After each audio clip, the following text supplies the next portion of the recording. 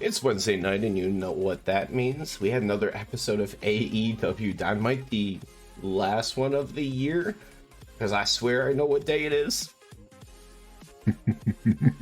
Yeah, it is definitely the last Dynamite of the year. I'm just saying, that guy over there. I'm Range of Motions. And we are Top Rope Tokes, and it would explain a lot if you understand and know the name. We like wrestling. And stuff.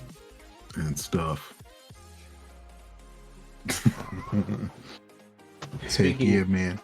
Speaking of wrestling, we kicked off the show tonight with one person that many people would say is the best wrestler on the planet, in Bryan Danielson versus Ethan Page. So, I mean, we knew what was gonna happen, but it was a good ass match, though.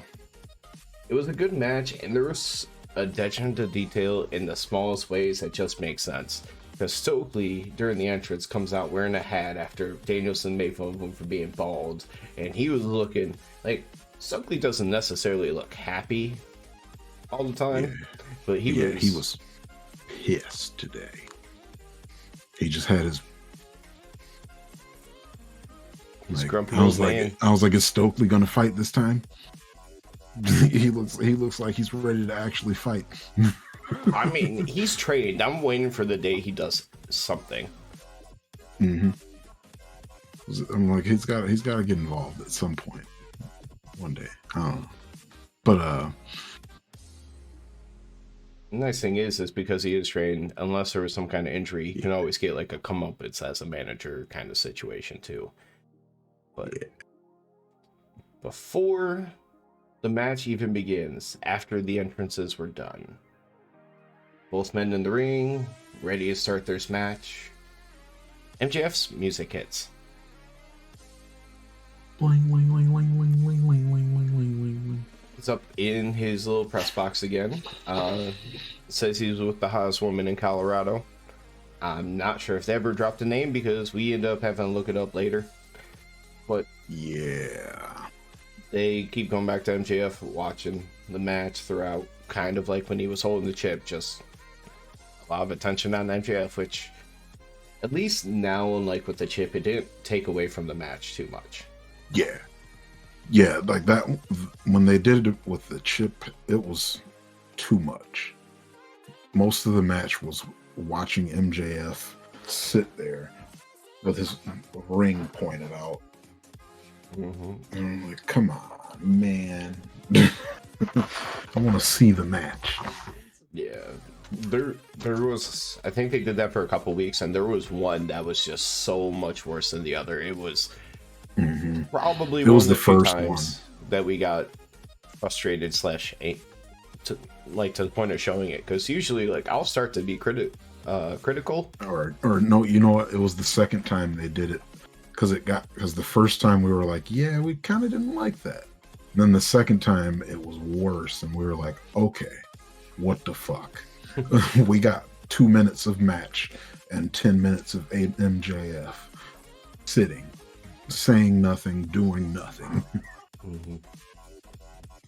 Yeah, like, I don't want to watch him not do anything.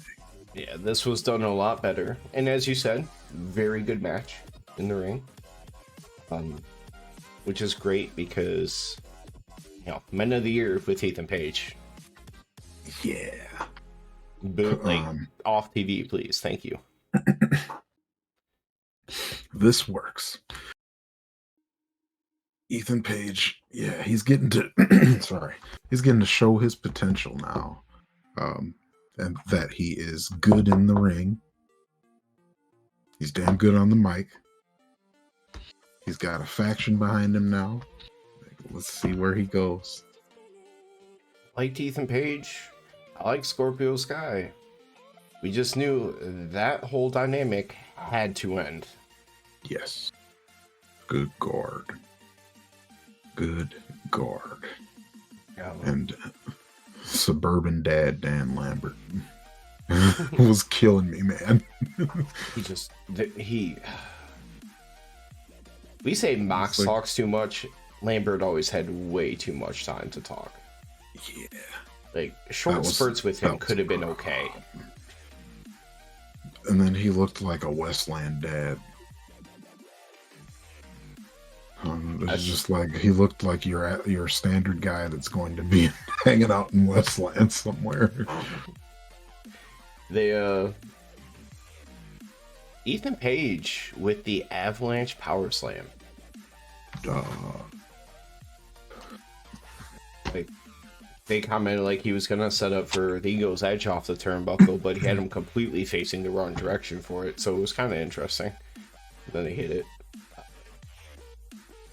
Definitely did not end the match. Yeah, this was a foregone conclusion, but I think at least Ethan Page looked good in a loss here. And it's against a guy that people just look at and know, like, any given time you can put him in a main event feud with Danielson. So, like, when you get to go out there and look good with somebody like that, like, you're doing something right. Yep. Hopefully it just means wins in the future. We're gonna get there, I think. You know, their faction hasn't really gotten any kind of big wins yet. I mean, the Guns have beat FTR, but and also had the most pointless segment of the night tonight. Yeah. Hey, we're leaving. Hey, we're leaving. We're going to talk about our win next week. but yeah, this whole faction is in need of some wins. Yeah, because Daniel, after Page goes to put him in Ego's Edge, and he slides out of it, hits the Bazaico knee, some stomps, and then the Regal stretch. Yep. For Ethan Page to pass out. Yeah, I was happy and surprised to see the Regal stretch. So, question for you: usually the pass out, I mean, we see it a lot more in AEW. It almost feels like they're taking like an MMA approach to being out cold in submissions, as opposed to, you know, the 3 arm drops or anything like that. Yeah. Usually we would see the baby faces do the pass out and refuse to tap. Yeah. This was a bad guy. Yeah. Like, it's, I don't know. They're like we said, they're doing a good job building Ethan Page, because you made him that's the best you can possibly look in a loss. I wonder if that's going to be his like point when it comes to Danielson now. Like, you couldn't make me tap out. I mean, you still lost. So. Yeah, still definitely lost, but you couldn't make him tap out, though. You didn't make him quit, which again sounds like a babyface thing, but.